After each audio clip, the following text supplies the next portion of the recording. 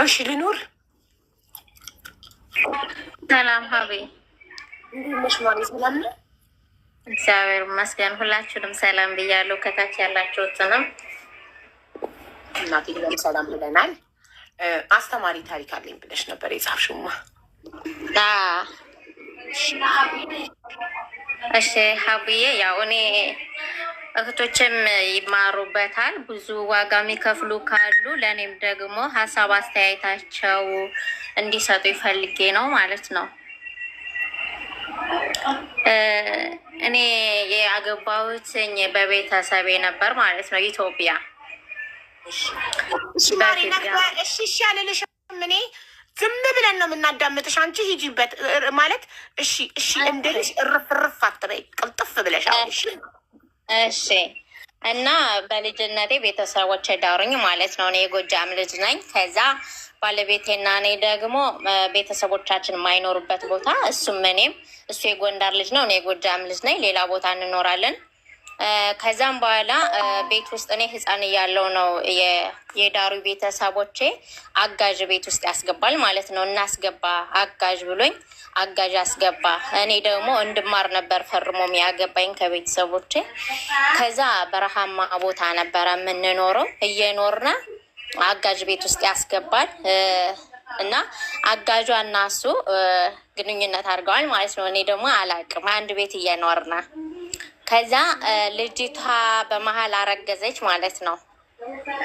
እና ስታረግዝ እኔም አላውቅም፣ የአካባቢዎች ሰዎች ያውቃሉ፣ ጎረቤቶች ምናምን። ባለቤቴ በጣም ክፉ ቁጠኛ ነው እና ስለሚፈሩ ነገሩን አይነግሩኝም። እና እኔ ደግሞ ለቤተሰቦቼ የመጨረሻ ልጅ ነኝ እና ምንም ቢፈጠር ለቤተሰቦቼ እናቴ ብቻ ናት ያሳደገችኝ እንደ አባት እንደ እናቱና እናቴ የኔን ብዙ ነገር ማየት ነው የምትፈልገው እንጂ ደስታዬን ማየት ስለምትፈልግ ብዙ ነገሮችን እኔ ለእናቴ አብራርቼ መናገር አልፈልግም።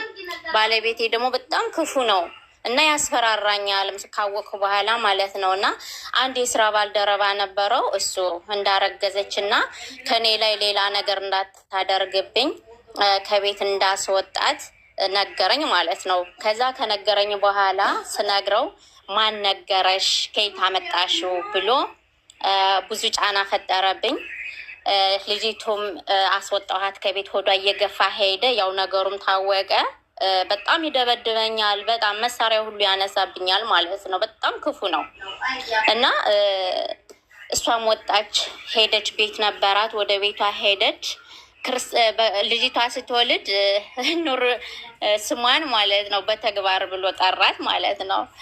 እና እኔ ነኝ የሰማንያ ሚስቱ፣ ግን ከእንትን ነው የወለዳት ሰራተኛ አጋዥ ብሎ ካስገባት ክርስትና እንዳስነሳ አስገደደኝ። ቤተሰቦች ሩቅ ቦታ ነው የሚኖሩት እና ክርስትና ከቤት ነው የምትነሳ ብሎ አስገደደኝ። ወንድምም የለኝም።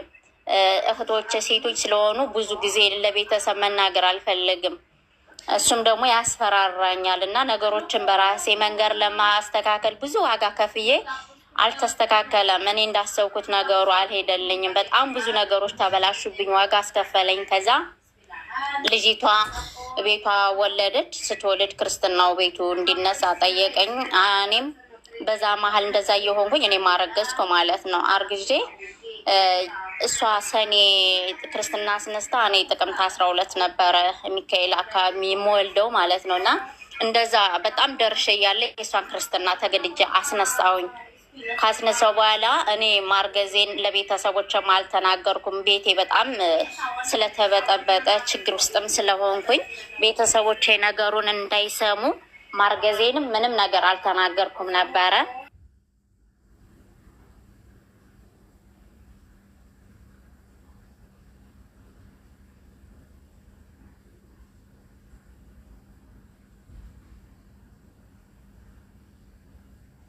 እሱም ያው ሰውየው ማርገዜን የነገራት ሰውዬም ትንሽ ነግሯታል ማለት ነው። ያው እኔ ቤቴ ሰላም እንዳጣ ከዛ እናቴ እንደመጣች ወዲያው ታመመች። በምን ሁኔታ እንደሆነ ባላቅም በጣም አጠብቂኝ ውስጥ ገባው ማለት ነው። አንደኛ ቤት የተረበሸ፣ ከዛ እናቴ መጣ፣ እናቴ ታመመችብኝ። ከዛ ደግሞ እኔ ቀኔ ደርሷል፣ ገና ልጅ ነኝ እና በጣም ተበጠበጥኩኝ ማለት ነው ቤቴ ላይ። ከዛ እናቴ በጣም እየደከመች ሄደች። ነገሮችን በአይኗ አየች፣ እዛ የሚካሄዱትን ነገር። እኔ ደግሞ ለእናቴ ብዬ ነበረ ብዙ ነገሮችን የምደብቅ ማለት ነው። ምክንያቱም ያስፈራራኛል። ብትናገሪ ሂጅ እንደዚህ አደርግብሻለሁ፣ እንደዚህ አደርጋለሁ ይላል። ወንድምም ስለሌለኝ አባትም ያው እናትም አባትም ሆና እሷ ስላሳደገችኝ አባት አለኝ፣ ግን ሌላ ቦታ ነው የሚኖር። ቁሞ እንኳ አልዳረኝም ሳገባ ማለት ነው። እና ለእናቴ ብዬ ብዙ ነገሮችን እያሳለፍኩ እያለ እናቴ መጣ፣ እንደዛ ታመመችብኝ። እኔም ቀኔ ደረሰ፣ ወለድኩ ኦፕራሲ ሁኜ ማለት ነው። ገና ልጅም ስለነበር በኦፕራሲ ልጁንም ተገላገልኩኝ። እናቴ በጣም ስትደክም ለሚሄድ ሰው አብሬ እናቴ ላኳት ማለት ነው ወደ ሀገሯ። ስልካት ቤተሰቦቼ እናታችን እንዴት እንዲያደርገሽ ላክሽ? የአንቺ ሀብት የአንቺ ገንዘብ ላይሰጥሽ ላይከፍልልሽ ለምንድን እንደዚህ ያደረግሻት ብለው በጣም አጨናነቁኝ። ከዛ ነፍሰ ጡር ነኝ፣ ኦፕራሲ ነኝ፣ ልጅ መታቀፍ አልችልም በሰዓቱ። ልጁን ክርስትና አስነስቼ ወደ እናቴ ጋር ስሄድ እኔ በሄድኩት በሶስተኛ ቀኑ እናቴ ህይወቱ አለፈ ማለት ነው። ከዛ የእናቴ ህይወት ሲያልፍ ልጁ ደግሞ ምን እንደሆነ ብቻ ባላውቅም ህፃኑ የወለድኩት ህፃን የጎረቤት ሰው ነበር ያዘሉልኝ። እናቴ ልክ እንደተቀበረች ልጄ ማልቀስ ጀመረ ማለት ነው። ከዛ በቃ ማልቀስ አላቋርጥም አለ ምናምን። ቀበርናት። እናታችንም ወደ ቤት ሂደን ልጁ በጣም ታመመ። በአካባቢ ያለ ጤና ጣቢያ ወሰድኩት ምናምን። ከዛም በኋላ ልጁ ያው ትንሽ ትኩሳቱ ቢቀንስም ህመሙ እየቀጠለበት ሄደ ማለት ነው። እና ያው ባለቤት መጣ ከተቀበረችው በኋላ ባለቤት መጣ። ልጁን ሲያይ እንደገን እኔ ሀዘንተኛ ነኝ። በዛ ላይ ቤተሰቦቼ በአንቺ የተነሳ ነው እናታችንን ያጣነ፣ እስከ ልጅሽ ነው መገልሽ ምናምን የሚባል የእህቶቼ ባሎች ምናምን በቃ እኔ ላይ ማለት ነው። እና የአካባቢው ሰው ሁሉ ሀዘኔን እንዳላዝን አደረጉኝ ማለት ነው። ምን አለ ሳትገላገይ ብትቀሪ፣ ምን አለ እግዚአብሔር ይዞሽ ቢሄድ ምናምን ነገር እያሉ ማለት ነው። ከዛ ልጁን በጣም ሲታመምብኝ እኔም ነገሮች ሲብሱብኝ ልክ በሰባተኛ ቀኔ ተነስቼ ወደ ቤቴ ሄድኩ ማለት ነው።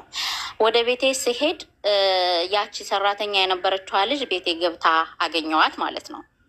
ከቤቴ ገብታ ካገኘዋት በኋላ እኔና እሱ ተጣላን። ስንጣላ ደበደበኝ። በዛ ላይ ሀዘንተኛ ነኝ፣ በዛ ላይ ልጅ ታሟል።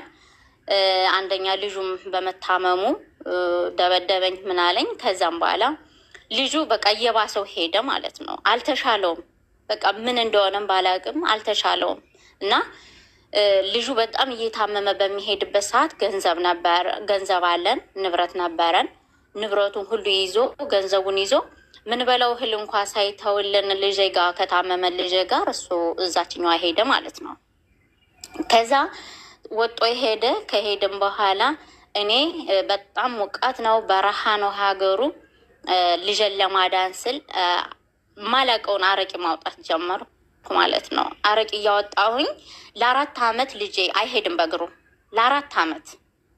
ከዛ 4 አመት ሙሉ በቃ የሚያቅፍልኝ የለም፣ የሚያግዘኝ የለም፣ ከማቃቸው የሉም ማለት ሰው ቤትም እንዳልሄድ ከልክሎኛል፣ ቡናም እንዳልጠጣ ከልክሎኛል። ምክንያቱም ስለ እሱ ነገር እንዳይናገሩ ምናምን እያሉ ማለት ነው፣ ነገሮች እንዳሰማ እያለ ጫና ይፈጥርብኛል። ከሰው ቤት ሰው ጋር እንድገናኝ ምናምን አይፈቅድልኝም። ከዛ ልጄን በቃ ስጋግር ማዝዬ ነው፣ ሳበስል ማዝዬ ነው፣ አረቂ እያወጣሁኝ ልጄን ያው የጨነቀው ሰው ብዙ ቦታ ይሄዳል። አለ ከተባለው ሁሉ ቦታ ሄዳለሁ። ጠንቋይ ቤትም አይቀረኝም፣ ጸበል ቤትም አይቀረኝም። በቃ አለ ከተባለ ቦታ ማለት ነው። እና ያንን ሁሉ ማድረገው ግን እሱ አንድ ቀን ከጎኔ የለም ጭራሽ ማለት ነው። አንድ ቀን ከጎኔ የለም። 4 አመት ሙሉ እንደዛ ዋጋ ስከፍል እሱ የለም። መጦ እንኳ አያየውም። ግን አንድ አካባቢ ነን። እንግዲህ በጣም ሞቃት ነው፣ በረሃ አዲስ ሀገር ነው ያለንበት ሀገር። ከዛ ሁለት ማዲጋ በሳምንት 2 አወጣለሁ። እያወጣሁ ግን ያንን ልጄ ነው ይጀበት የሚሄደው ሐኪም ቤት ምናምን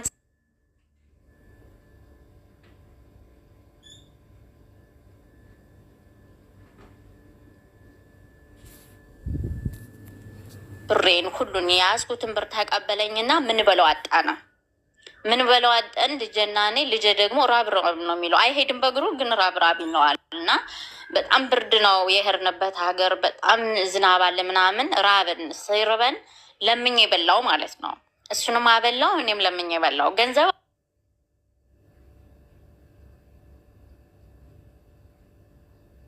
አለ ሀብት አለ ግን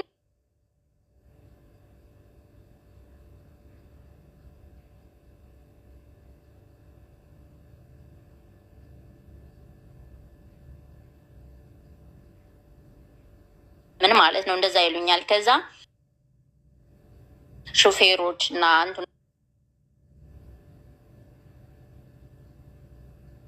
እስከ ግማሽ ሀገር እያደረጉ ወሰዱኝ። ሄድኩ ወደ ቤቴ። ብዙ ዋጋዎችን ከፈልኩ። ምክንያቱም ነገሮች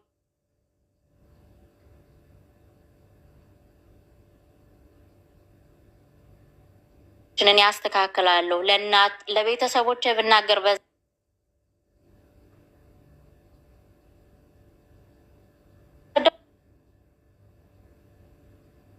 የእኔ ካልክ ማስተካከል ስጠኝ፣ ካሁን በኋላ የት ማልሄድም ብዬ ተቀመጥኩ ማለት ነው። ከዛ ስቀመጥ ጸበል አዲስ ጸበል አርሴማ የምትባል ጸበል እንደወጣች መጣ አንዲት ሴት ትነግረኛለች።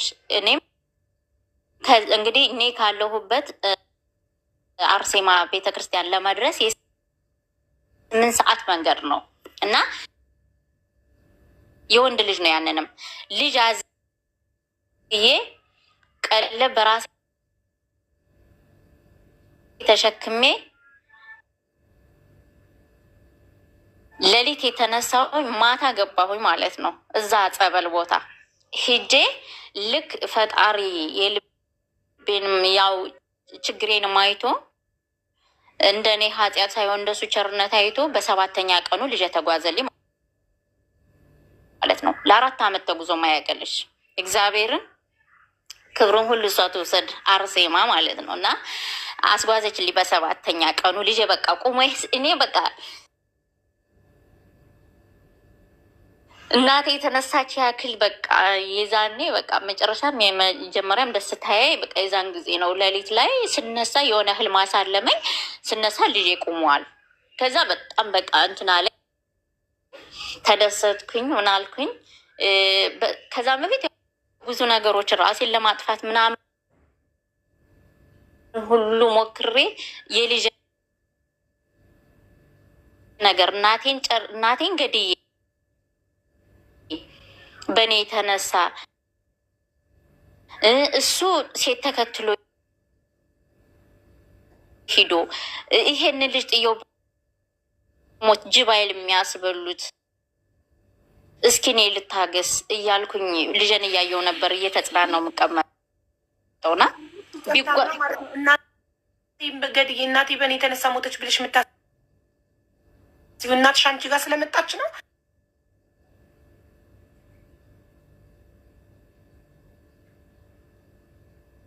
አንቺ ጋር መታ ስለሞተች ነው።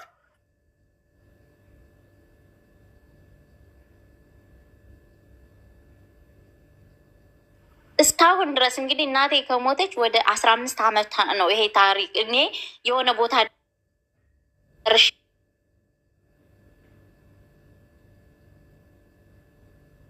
ነው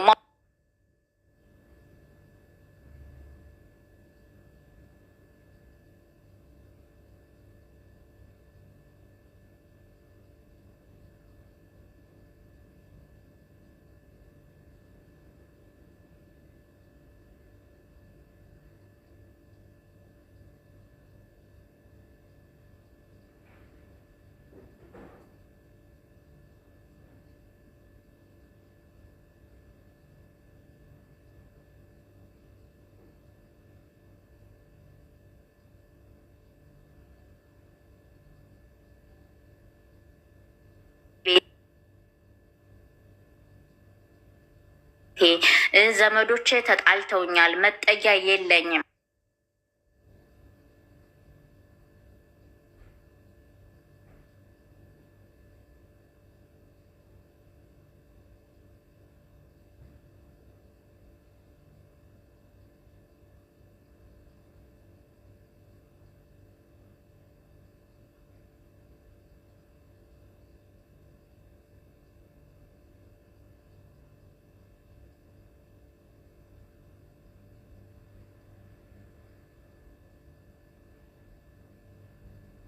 ምንም ነገር የለኝም።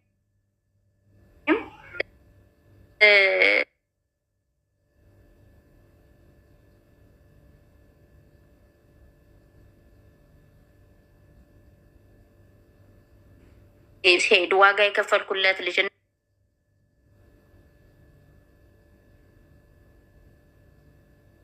እናቴን ያጣሁበት ልጅ የሆነ ነገር ብሆን ሰው ሀገር እንዳይቀርብኝ ሀገር እንግዲህ በጣም የዛን ጊዜ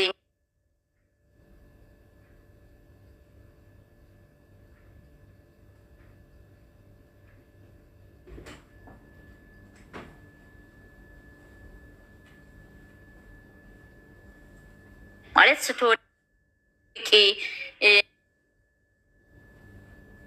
ልጅ ያን ታክል ዋጋ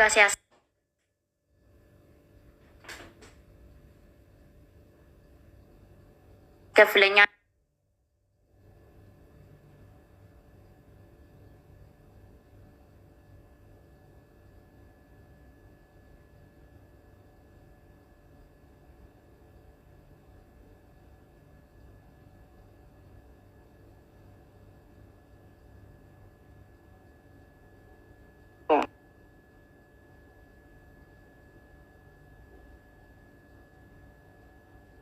ዣኔ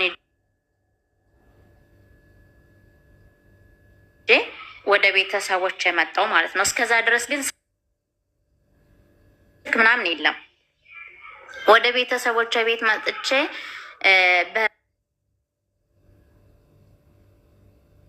አብርዳ ከ3 ዓመትም ሲሄድ ፊታቸውን ሁሉ ያዞሩብኝ እህቶች አሉ።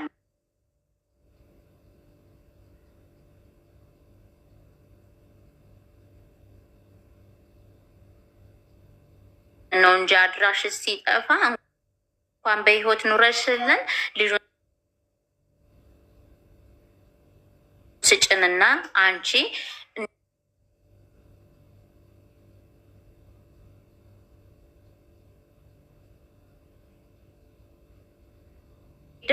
የሚገርምስ ነገር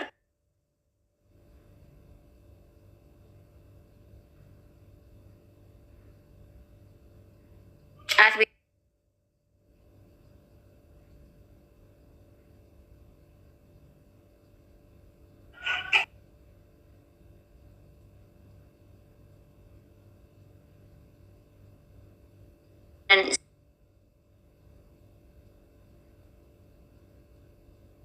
ያንን ጫት ቤት የከፈትኩትኝ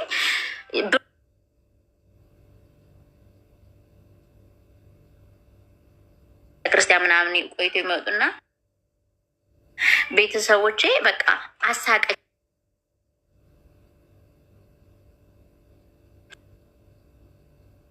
ምናምን ብቻ ተይው። ከዛ እኔ ደግሞ ስራ ክቡር ነው፣ ስራ ነው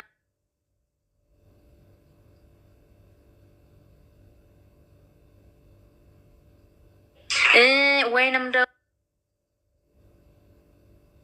ፍላጎት ኑሮኛ የለም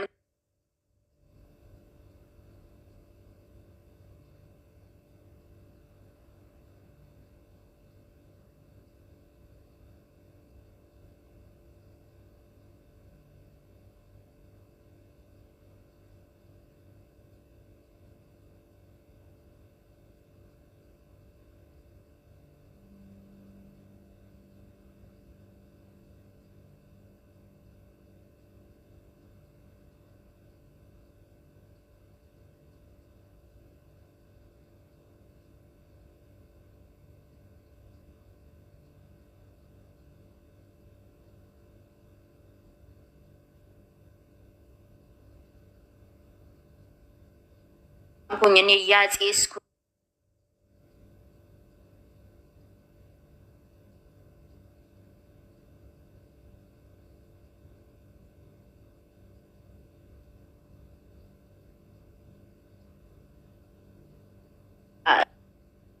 እስከመቼ ነው እኔ እንዲምታ የኔ ያልከው ቀል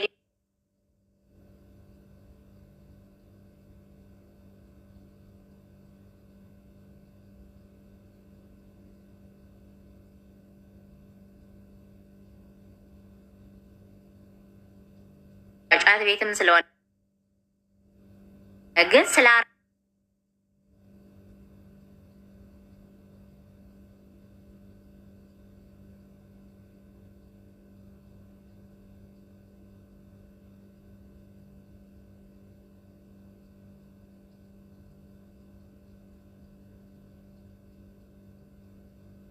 እና አንድ ቀን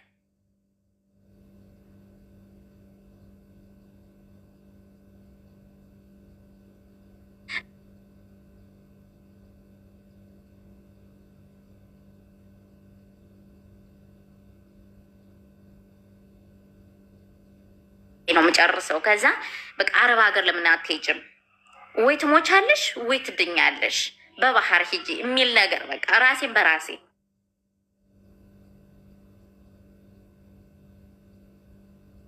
ነው አልኳት። አንቺ ከሄድሽ እኔ እሄዳለሁ አለችኝ። ግን እየዋሸሽ እንዳይሆን ኧረ እኔ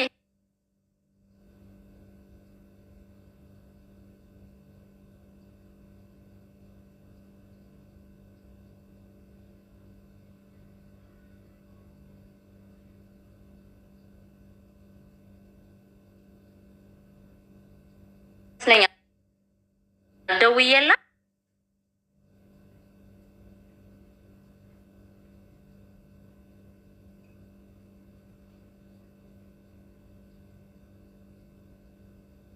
የሰጦሽን በምድር ትመልሽልኛለሽ፣ ካሊያ ግን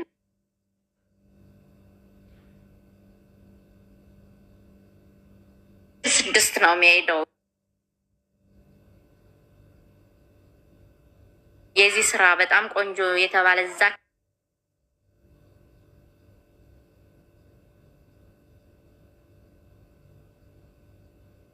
አካባቢ ስለሆነ የእናንተም አይን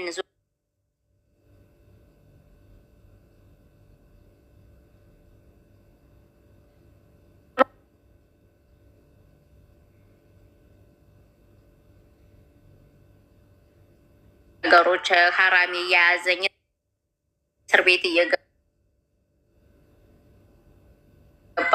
ብቻ ብዙ ዋጋ ከፍዬ ገባው። ከገባው በኋላ እግዚአብሔር ይመስገን ለ7 ዓመት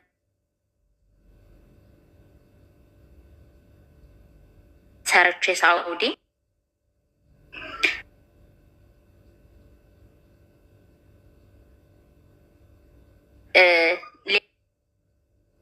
ሌላው ቢቀር ቤት ሰርቼ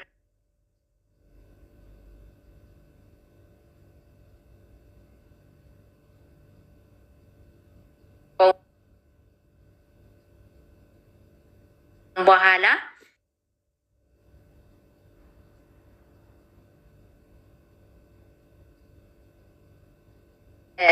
ሀቡ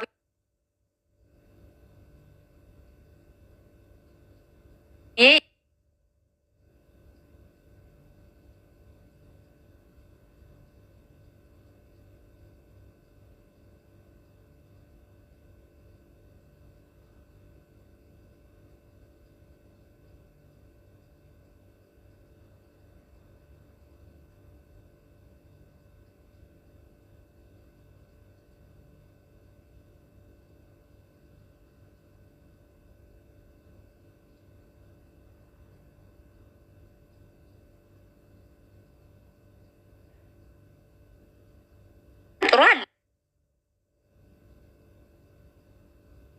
ያውቃለሁ፣ ግን በጣም ዋጋ አስከፍሎኛል።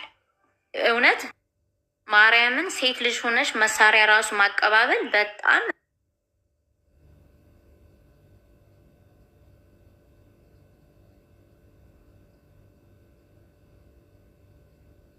ሴት ነሽ። ልጅሽን እንዴት አገኘሽው ግን ከሳውዲ ስትገቢ? ልጄ እግዚአብሔር ይመስገን እኔ እንደጠበቁት ራሱ አይደለም። በጣም አድጎ ጎርምሶ ቆየኝ።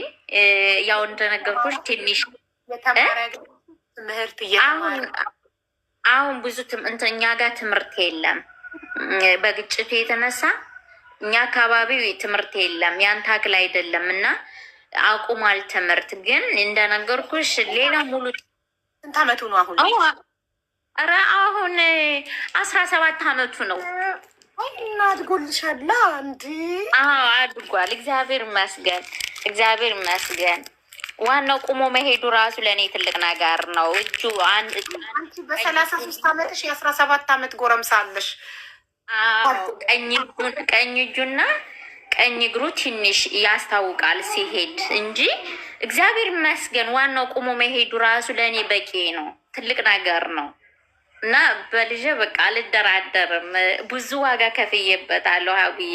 አንድ ቀን ወጦ አንድ ቀን አሰብኩት ደረጃ ደርሼ እንደማወራውም እርግጠኛ ነበርኩኝ፣ ቀኖች ሲያልፉ ማለት ነው። እና አሁን ላይ እግዚአብሔር ይመስገን ሰው ሲቅም ሲያጼስ ወዶ ፈቅዶ አይደለም ያጼሰው ሀብዬ፣ የሆነ ነገር ይኖረዋል የጎደለው። እሺ ግን ባልሽ ልጅሽ አባት ሶሪ ባልሽ ስላልክ ምን ላይ ደረሰ? አሁንም እዛው ከዛ እሱ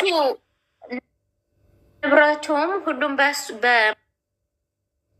ማለት መሬት አለን የኢንቨስተር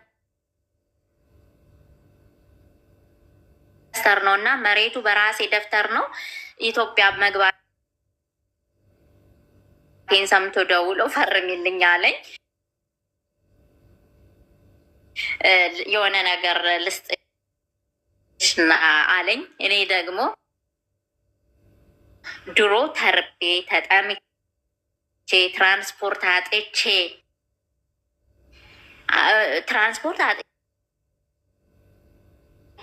ተርቤ ዋጋ ከፍዬ ከዚህ ደርሼ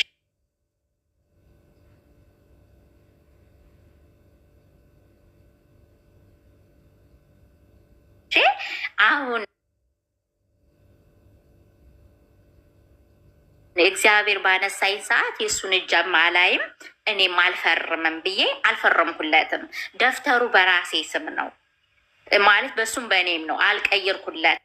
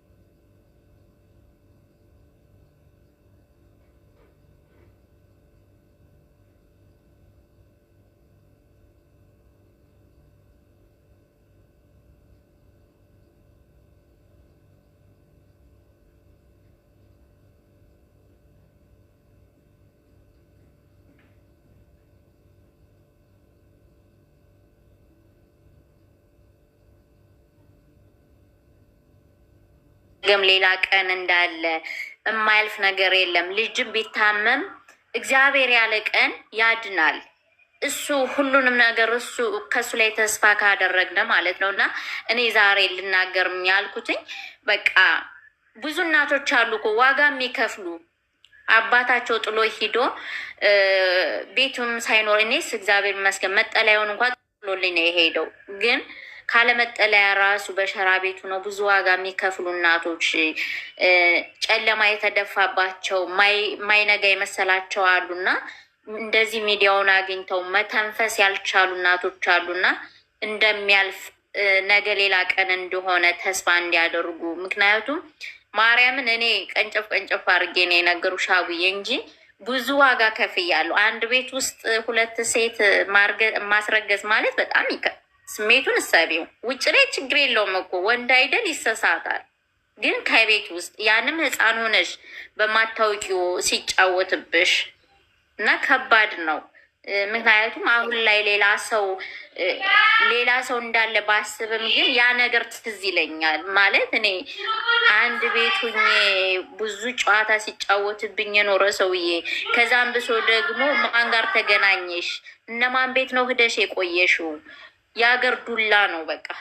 ጎረቤት ሂጄ ቡና አልጠጣም። እመቤቴ ይናገራሉ፣ የሆነ ሚስጢር ይነግሯታል እያለ ይሄ ሁሉ ሲፈጠር ግን አንድ ቀን ለቤተሰቦች ትንፍሽ ብዬ አላውቅም። አንድ ቀን በቃ እስካሁን ራሱ ስለ ባለቤቴ ቁጭ ብዬ ለቤተሰቦች ማውራትም መናገርም አልፈልግም። እነሱ ግን ምንድን ነው የሚሉት? ስለምትወደው ነው እሱን ማንሳት ማትፈልገው፣ ሲነሳባት ስለማትፈልግ ይላሉ። ግን እንደዛ አይደለም። ስለተናገርኩም ስላልተናገርኩም ሌላ ሰው ስለገባም ስላልገባም ተስፋ ስለሌለው ነው። ምክንያቱም ነገሩ ተበለሻሽቷል በፊት እና ብዙ ዋጋ ከፍዬ ግን እግዚአብሔር ይመስገን ልጄን ማትረፍ ያለው እኔም ደግሞ እግዚአብሔር ይመስገን አሁን ላይ እየሰራው ነው እና ያልፋል በሚለው ጀግና ነሽ። ሳውዲ 7 ዓመት ነው አይደል የሰራሽው?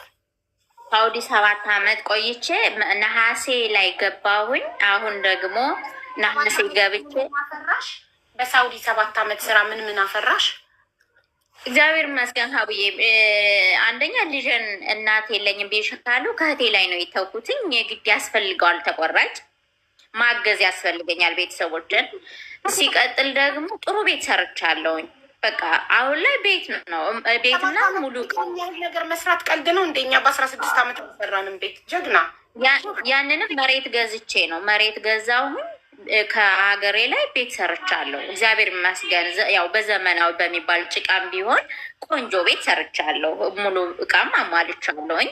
ልጄን አስተካክያሁን ተመልሼ ኳይት ገባው ማለት ነው። ምክንያቱም ልጄ እንደነገርኩሽ እግሩም እጁም ትንሽ ሳብ ያደርጋል እና ግዴታ የሆነ ቁጭ ብሎ የሚሰራው ስራ የጉልበት ስራ አይሆንለትም። ደህና ጎረምሳ ነው፣ ግን ያን ታክል ሮጥ ብሎ የሆነ ነገር በእጁ ይዞ ምናምን መስራት ስለማይችል ለሱ የሆነ ነገር ገበያ ነገር የሚሰራበት ላዘጋጅለት ላስተካክልለት ብዬ ከእኔ ህይወት ይልቅ እሱን ላስቀድም ብዬ ነው። እሱን አስተካክዬ የኔን ህይወት ደግሞ እግዚአብሔር እንደፈቀደ ይስተካከላል እና ለሱ እኖራለሁ እስከሚስተካከል ድረስ። ብዬ ግና እናት ነሽ። እናቴ ትሙት እንዳንቺ አይነት እናቶች ይብዙ። ይህ ልጅሽ አሁን እግሩና እጁ ትንሽ ችግር ስላለበት ነገ የሰው ፊት እንዳይገርፈው ሚስቱን ላትንቀው ብለሽ ቀድሜ የእሱን ህይወት ላስተካከል ማለትሽ አንቺ በጣም ጀግና እናት ስለሆንሽ ነው።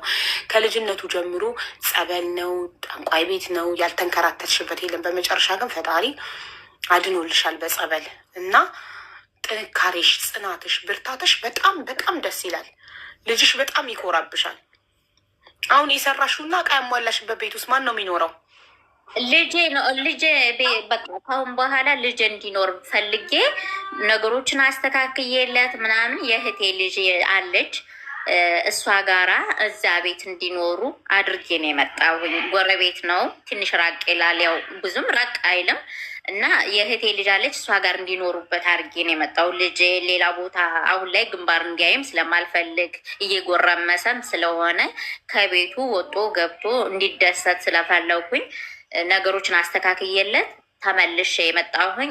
የሄድኩም እሱን ላስተካክል ነው። ባገኝም በጣም ያው በለመድኩት ሀገር ሰራ ነበር፣ ግን አሁን ላይ ልጄ እየጎረመሰ ጉርምስና የሚባለው አካባቢ ስለሆነ አንደኛ የእህት ባል ነው እንደነገርኩሽ። እግዚአብሔር ይመስገን ግን በጣም ጥሩ ሰው ነው። አሳድጎልኛል እስከዚህ ድረስ እና በፊትም አሳድገውልኛል፣ አሁንም እያሳደጉልኝ ነው። ግን ግዴታ ቤት ከሰራሁ ላይ ቀር ሄጄ ስራም ብዙም ስለሌለኝ ያለሁት ብርም ከሚጠፋብኝ ነገሮችን አስተካክዬ አማራጭ ባለው ደህና ስራ ባለው ሀገር ልሄድ ብዬ ነው የመጣሁ ነበረ። አሁንም እግዚአብሔር አሳክቶልኝ እንግዲህ ነገሮች እነሱ ልጅንም ቤቱ እንዲቀመጥ አድርጌ ነገሮችን አስተካክዬ ወደዚህ መጣሁኝ፣ ወደ ኩዌት ማለት ነው እና አሁን እንግዲህ ኩዌት ከገባው ሳምንት እየሞላኝ ነው። እንደ እግዚአብሔር ፍቃድ እንግዲህ ለእሱን ህይወት ማስተካከል ነው የመጣሁት። ምክንያቱም የሆነ ስራ መፍጠር ስላለብኝ ለልጄ ነገም ዛሬም ግን የእሱን እጅ እንዲያይም ስለማልፈልግ በቃ ብቻ ምንም ነገር እንዲጎለው አልፈልግም። እኔ ጉዳይለኝ ብዬ ነው እና በመጀመሪያ ቅድሚያ የእሱ የሆነ ነገር አድርጌ እግዚአብሔር ፍቃድ ጋራ እኔ ደግሞ የራሴን እኖራለሁ። ጀግና እናት ነሽ አህመድዬ። ወዬ ልጄ እንዴት ነህ? ደህና ነህ ወይ? እና እንትን ምን እንደሆነ ታውቂያለሽ? ሌላ እናት ብትሆን ይሄኔ እስካሁን ሌላ ትዳር መስርታ እሱን ከነመፈጠሩ ረስታው ህይወት እየኖረች ነው። አንቺ ጀግና እናት ነሽ። እድሜሽን ጊዜሽን ለልጅሽ መስዋዕት ያረግሽ ጀግና እናት። ልጅሽ ሁሌም ይኮራብሻል።